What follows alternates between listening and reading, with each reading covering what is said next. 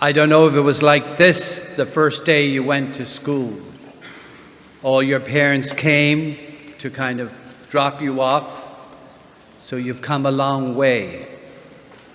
Today, we congratulate you as the graduating class of Melbourne Central Catholic, the class of 2024. We heard in the scriptures there's a time for everything. Time to celebrate, but also a time to reflect, a time to give thanks, a time to say goodbye, and a time to say hello. Say hello to the real world, I say to you today, but also thank you for the 4 years that you have received a Catholic education at Melbourne Central. As we look back and say thank you to your parents, grandparents, teachers, coaches, and the people who have inspired and helped you over these years. The sacrifices of these special people made to help you to become who you are today.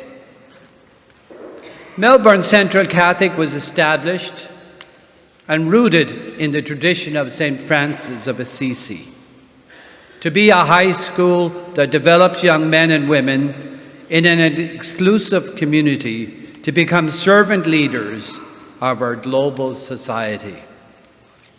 I thank the administration, your president, Nick Regina, Father Vince Wertner, and the faculty and staff of Melbourne Central. We are grateful and give thanks to all who have been there for you during these last 4 years. And a little reminder what you have accomplished and what you yet have to accomplish. What you are is what God's gift to you. What you become is your gift to God. Our Baccalaureate Mass is a time to reflect, to give thanks, to thank the Lord, your parents, your family, your teachers, those special people in your lives. And we heard in the first reading today from Jeremiah, thanking God for creating him and caring for him. You're about to step on the world stage, a world that is rapidly changing every minute of every day. Your Catholic education has prepared you to face the challenges, the trials, the tribulations of this world. In the Gospel of Matthew, he reminds us, God has given you the talents and gifts to face this world.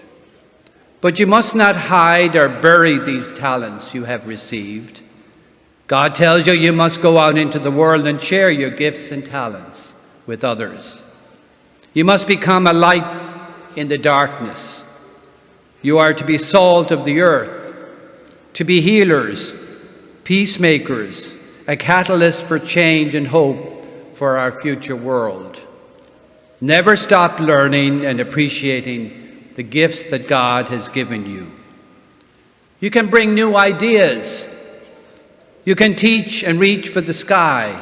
You can fill your own dreams and the dreams of others. You can inspire and lead others to great things. God, who made you and loves you, will show you the way and teach you the truth and give you the life.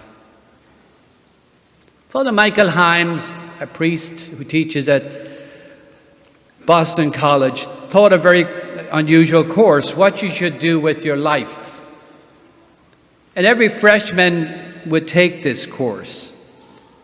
But he didn't make it easy. He forced the students to think and work based on the course on 3 basic questions for your life. Is what I do a source of joy? Number 1. Number 2, are you good at it? And number 3 is what you do of service to others. Is what you do a source of joy? You can read and learn from ancient philosophers. You can read and learn from even your own parents and friends and some of your heroes. But for me, St. Augustine is an example, as an example to learn about life. He was 38 years of age before he found what he really wanted to do in life. Now, I don't encourage you to take 35 years to find out what you want to do. Number one, I don't think your parents want to pay and put up with you at home for 35 years. But Augustine said when he discovered his real vocation in life, he said, "My heart was restless until it rested in you, O God." A restless heart you have. But you will find peace one day when you find the Lord. The second question, are you good at it? Do people tell you you're good at it? When I was principal of a high school in Miami, I had a young man who graduated and went on to engineering school, and he became an engineer because his father was an engineer. After he graduated, he began working with his father, but he didn't feel that he enjoyed it, and he didn't feel that he was fulfilled in it. So he decided to go to med school. He graduated. Today he works as a reconstructive surgeon of hands.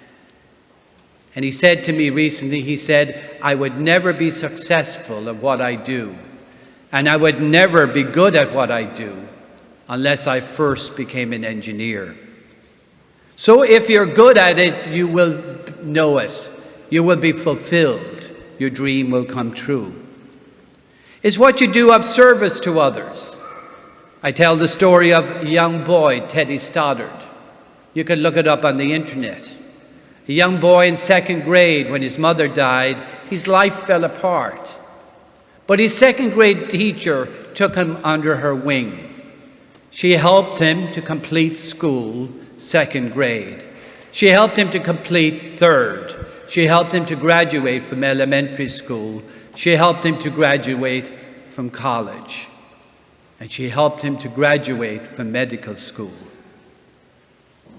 If you are good at something, you serve others. Like Teddy Stoddard, he paid tribute to his second grade teacher because she did something good for him. She served him with the gifts and talents that he had, and she recognized them. Pope Francis reminds us simply, he says you must see with your mind, but you must hear with your heart. This teacher heard with her heart. She saw with her mind a young man, searching, looking for help. You too can be a light to the world. You too can be a real gift to others. I say to you on this day, graduates, blessings on you, the class of 2024. Go out into the world, share the good news, share your talents, be a light to the world, be a light to all. May the Lord bless you. May he endow you with many special gifts and help you above all to be instruments of peace, hope, and love in our world today. Amen.